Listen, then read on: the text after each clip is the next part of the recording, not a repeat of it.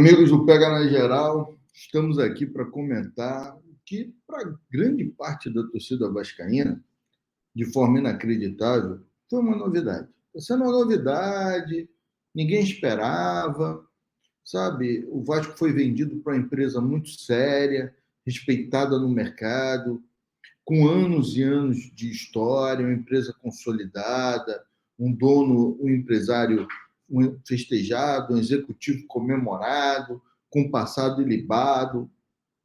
Não, nada disso é verdade. Então, hoje, boa parte das pessoas ficaram assustadas, porque várias notícias, hoje que eu digo nesse sábado, dia 4, várias notícias saíram falando da 777 e das suas falcatruas internacionais, né? Credores da 777 alegam fraude e duplo compromisso, diz a imprensa americana. Aí sai logo essa primeira manchete. Depois, os torcedores da Red Star distribuem notas falsas com a imagem de Josh Vander. Aí tem a nota impressa com a imagem do ex-condenado. Foram distribuídas essa nota. Até que sai na Bloomberg e sai na Globo.com a notícia, né? Dona do futebol do Vasco, 777, é processada por acusação de fraude na justiça americana. Então, a torcida ficou espantada, né? Espantada. Boa parte da torcida, né? Oh, meu Deus, o que aconteceu? Uma empresa tão séria. Não tem nada de sério, não há surpresa nenhuma nisso aí. Essas notícias são completamente previsíveis. O Vasco foi vendido para uma organização criminosa, o Orcrim, como bem definiu um amigo meu hoje, falando comigo pelo WhatsApp. O Vasco foi vendido para um Orcrim, tem toda a razão. E ia dar nisso, não tinha como não dar nisso. Há 7 meses atrás, 7 meses antes da venda do futebol do clube, quando não se sabia nem quem era a empresa, se tinha uma empresa, quando tinha um boato e um movimento para a venda do futebol do clube. Eu disse num programa do Pega na Geral que qualquer empresa que comprasse o futebol do Vasco naquela situação em que havia uma disputa judicial em cima de uma eleição completamente fraudada, uma diretoria sentada numa liminar, qualquer empresa que comprasse o futebol do clube naquela situação não seria uma empresa séria, uma empresa que anda dentro dos rigores da lei. Ela não participaria daquilo. Sabendo disso, o Salgado, que de inocente não tem nada, Salgado não é inocente, Carlos Fonseca não é inocente, Osório não é inocente, Mussa, Brant, Duque Estrada e Otto, essa gente toda tem que ser cobrada. Mas eles não estão nem aí, eles não estão preocupados. O que eles queriam, eles alcançaram. O objetivo deles foi alcançado. Mas cedo ou mais tarde, nós vamos saber quais foram os objetivos.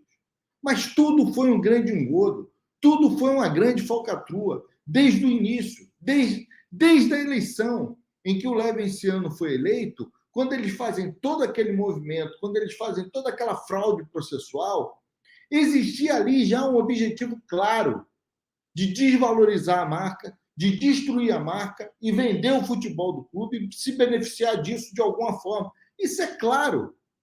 Seu Salgado, sabendo que só uma empresa que fosse um Orcrim que compraria o Vasco, o que ele faz? Ele vai atrás da empresa. Aí mentem descaradamente. Não, nós tivemos várias propostas, não apresentam uma, não citam um nome de uma empresa. Nós tivemos várias propostas. O maléfico Brant faz uma postagem no Twitter dizendo que a 777 era a melhor proposta do Brasil em relação à SAF. Quer dizer, é uma gente dissimulada, é uma gente canalha, é uma gente mentirosa. E isso Era óbvio, isso era claro, era só analisar a conduta dessa gente, desde que essa gente botou o Roberto Dinamite no poder, desde que essa gente inventou uma figura nefasta como o Brant, era só analisar tudo que esses caras faziam. E não tinha como isso dar certo. Era a destruição do Vasco que se apresentava. A olhos vistos. Só que isso foi abraçado pela imprensa, a imprensa convenceu boa parte da torcida que se deixou levar, apesar de todos os indícios serem muito claros. O que eu falei 7 meses antes de aparecer a tal da empresa era óbvio. Era óbvio que uma empresa séria não participaria de uma falcatrua daquela no processo eleitoral. Não iria comprar o futebol do clube de uma diretoria que estava vendendo futebol estando numa liminar administrando o poder. E manteve essa diretoria lá e possibilitou essa diretoria perpetrar os crimes anti-Vasco que perpetraram. Então, eu fico espantado. E agora você vê os youtubers que bancavam tudo isso aí, se dizendo surpresos, querendo cobrar. Cara, essa gente é de uma cara de pau, é de uma disfarçatez, é de uma canalice que impressiona, não tem limite. Há que se ter limite nas coisas. Esperar que essa gente chegasse e falasse assim, olha, erramos, realmente, porque não tem como dizer que errou, porque não tinha como acertar. Era só analisar a empresa, era só analisar o processo que levou à venda. A eleição que botou o Salgado na presidência da diretoria administrativa do clube foi fraudada. Depois, alteram o estatuto, fraudam para alterar o estatuto. Depois, fraudam para prever a eleição online. Depois, fraudam para aprovar na mesma eleição online. A coisa é tão absurda que eles convocam a AGE para aprovar a eleição online, nem fazem a AGE online. Eles convocam. Isso é uma piada de. Sabe? Não tem como não rir. E ninguém se indignou disso. Os mortos votaram e ninguém se indignou. Aquela imprensa que fiscalizava as eleições do Vasco na época do Eurico, aquela imprensa que denunciava qualquer tipo de suspeita, de movimento estranho, aquela imprensa sumiu. Os caras faziam tudo da forma mais absurda, mais canalha, mais covarde, mais abjeta. E a imprensa sumiu. A imprensa que sabia quem era essa empresa não falou nada, não justificou. Ele foi preso por tráfico de cocaína, mas ele, sabe, faz parte do passado. Faz parte do passado. O cara é preso por tráfico de cocaína, pega 25 anos de cadeia, confessa o crime, cumpre 15.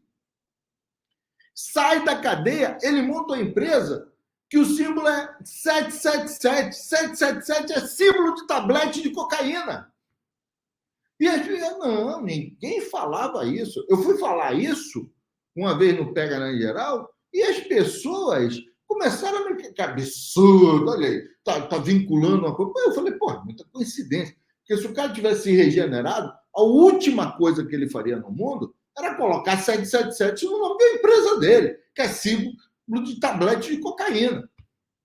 Então, o que mais espanta disso tudo é as pessoas estarem surpresas. As pessoas estão surpresas. Que surpresa! Ninguém esperava. Claro que esperava, não tem surpresa nenhuma.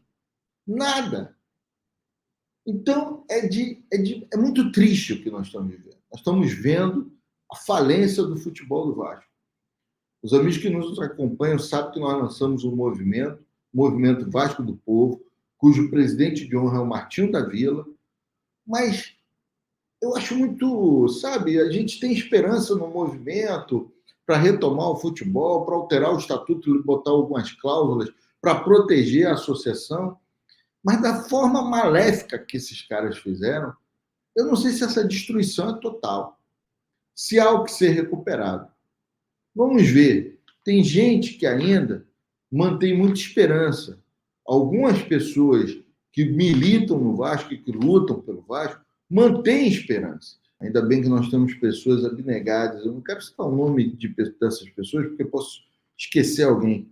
Mas são pessoas que ainda acreditam na recuperação e estão lutando pela recuperação.